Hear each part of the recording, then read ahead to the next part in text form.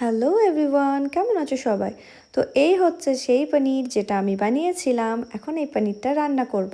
তো তার জন্য ফার্স্টেই দেখো আমি পনিরটাকে সুন্দরভাবে কেটে নিয়েছি, বেশ চৌকো চৌকো করে। পনিরের পিসগুলো কিন্তু খুব সুন্দর হয়েছে, নিজে বানিয়েছি বলে না, সত্যিই সুন্দর হয়েছে।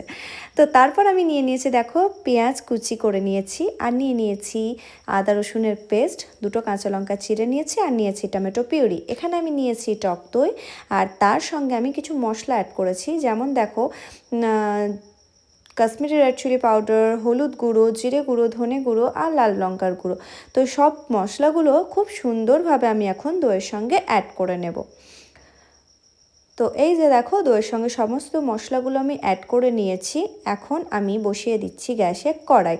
তো কড়াই বসিয়ে দেওয়ার সাথে সাথে আমি সেটার উপরে দিয়ে দিচ্ছি তেল। তেলটা গরম হয়ে এসে গেছে। তো এখন আমি দিয়ে দেব এর উপরে সামান্য পরিমাণ কাশ্মীরি রেড চিলি পাউডার, কালারটা আসার জন্য। তো এটা দেওয়ার পরেই আমি এটার উপরে দিয়ে দেব পনিরের টুকরোগুলো, যে পনিরগুলো আমি কেটে কেটে রেখেছিলাম সেটা ভেজে নেওয়ার জন্য। সব পনিরগুলো তো দিয়ে দিয়েছি, এখন এটাকে হালকা একটু ব্রাউন করে ভেজে নেব। পনিরগুলো ভেজে নিয়েছি, আর তারপরে আমি পনিরগুলোকে গরম জলের মধ্যে ভিজিয়ে রেখেছি। এটা করলে কি হয়, পনিরগুলো খুব সফট থাকে। তো তারপরে ওই তেলের মধ্যেই আমি দিয়ে দিয়েছি গোটা গরম মশলা, যেমন তেজপাতা আর এলাচ, দারচিনি, লবঙ্গ।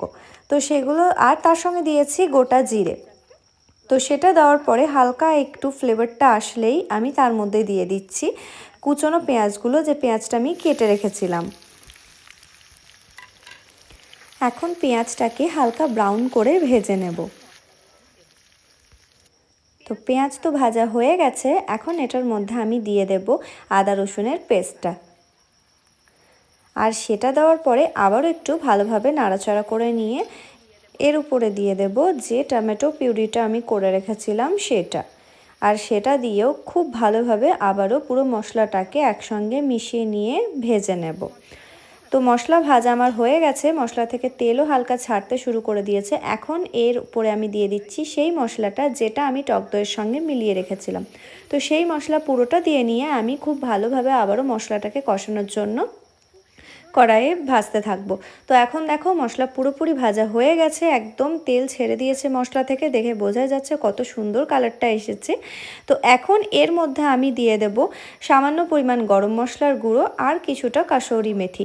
তো কাসুরি মেথিটা অবশ্যই একটু রোস্ট করে দেবেন, হালকা একটু ভেজে। তো আমি সেইভাবেই দিয়েছি। তো এটা দেওয়ার পরে আবারও খুব ভালোভাবে একটু নাড়াচাড়া করে নিয়ে যে পনিরটা আমি জল দিয়ে ভিজিয়ে রেখেছিলাম সেই পনিরগুলোকেই জল শুদ্ধই আমি এখন এই কড়াইয়ের মধ্যে দিয়ে দেব। তো এই আমি পুরো পনিরটা এর মধ্যে ঢেলে দিলাম। এখন একটু নাড়াচাড়া করে নিয়ে ভালোভাবে একটু ফুটে উঠলেই রেডি আমার। ও আরেকটা জিনিস তো ভুলে গেছি, এর উপর আমি দিয়ে দেব দুটো কাঁচা লঙ্কা, যে কাঁচা লঙ্কাটা আমি চিড়ে রেখেছিলাম। তো সেই কাঁচা লঙ্কাটা দেওয়ার পরে আমি এটাকে ঢেকে দেব। এখন কিছুক্ষণ ফুটে উঠলেই রেডি আমার পনির। তো এই যে দেখো আমার পনির এখন সত্যিই রেডি, কারণ পুরো জলটা শুকিয়ে গেছে। আর তোমরা দেখে বুঝতে পারছো কতটা টেস্টি হয়েছে।